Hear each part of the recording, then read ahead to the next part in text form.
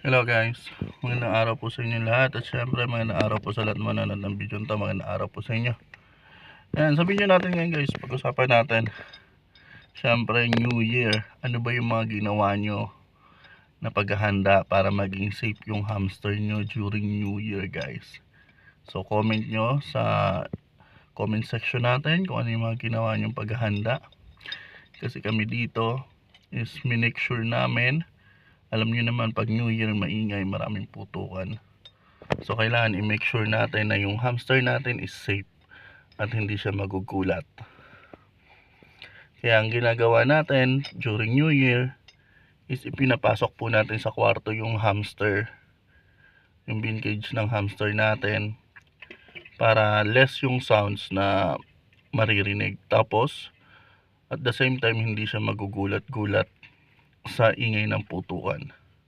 Tapos syempre sa mga bisita rin na gagandahan at nakyukyutan sa hamster natin, syempre kailangan din natin yan i-safety yung hamster natin para hindi nila mahawak-hawakan, at the same time hindi matakot yung hamster natin.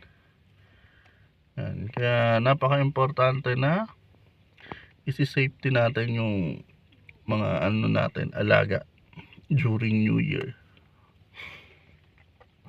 Here. Yan. Ganun po yun guys. Tapos syempre, pag nilagay na natin sa kwarto, i-make sure natin na may pagkain yung hamster, tapos yung tubig. Kailangan bagong palit din yan. Tapos bagong linis yung bin cage natin para mas maganda yung taon ng hamster natin. At maging maayos siya. Maalagaan natin ng maayos. Yan, almonds para sa kanyang treats. Yan. So, ganun lang po kami maghanda ng New Year para sa hamster. Inilalagay natin sa kwarto para hindi siya makakarinig ng, or less yung maririnig niya. At the same time, tinatakpan natin ng tela. Mas maganda yon para medyo madilim yung environment niya. Tapos, safe talaga siya. Tapos, syempre, kung may pusa tayo, wag din natin ilagay sa kwarto yung pusa natin.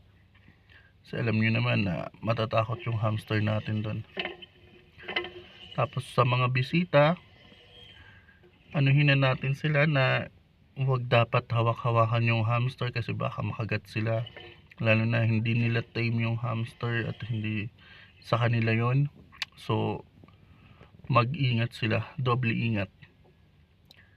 Yan, kasi minsan may mga bisita tayo na makukulit, lalo na yung mga kabataan, nakyukyutan, nagagandahan. Hindi nila iniisip yung safety minsan. At the same time, nagbibigay stress yun para sa ating mga alaga. Kaya napaka-importante man na masabihan sila ahead of time, lalo na kung nasa labas lang yung hamster mo, nasa sala. Kasi pag nagdatingan na sila or nandyan na sila, hindi talaga maiiwasan na sisilip-silipin nila yan. Minsan nahawakan pa, bibigyan ng mga treats. Syempre ikaw mahihiya ka naman, hindi mo sila sasawayin. Pero syempre para sa ikaaganda ng hamster, kailangan natin sila sawayin para mas maganda pa yung maging environment ng hamster natin. So yun guys, ayun lang po yung kailangan natin gagawin. Make sure na safety yung hamster natin during New Year.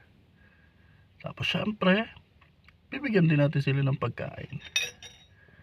Kasi napaka-importante yun. Kailangan mag New Year tayo, New Year din nila. Yan. So kami nilinis lang namin yung bin cage. Tapos yan, itinabi. Tapos make sure lahat malinis. Yan. Tapos syempre bigyan natin ng mga treats.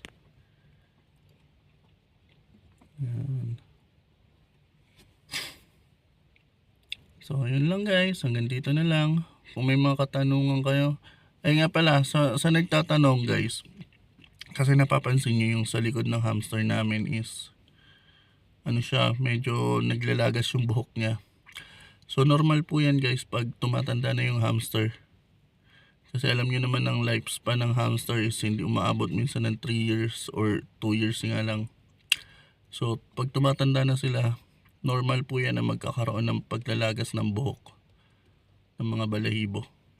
So wag po kayo matakot. Pero kung bata pa yan tapos naglalagas na, baka may problema sa beddings nyo or sa bin cage nyo, kailangan nyo nang linisin. Or may problema yung hamster nyo. So kailangan nyo solusyonan agad yan. Pero kung alam nyo na almost 2 years na siya sa inyo, so expect nyo na po yan. Pero okay lang po yan kasi ganun po talaga. So alagaan lang po natin sila. Yung sa amin, napapansin ng mga viewers na ganun na yung nangyayari. Pero hindi po kami nag-aalala kasi normal naman po yan. So yan, hanggang sa muli. Kung di pa kayo nakasubscribe, please click subscribe and click the bell button para ma-notify pa kayo sa iba naming videos na i-upload. Yun, Happy New Year po ulit.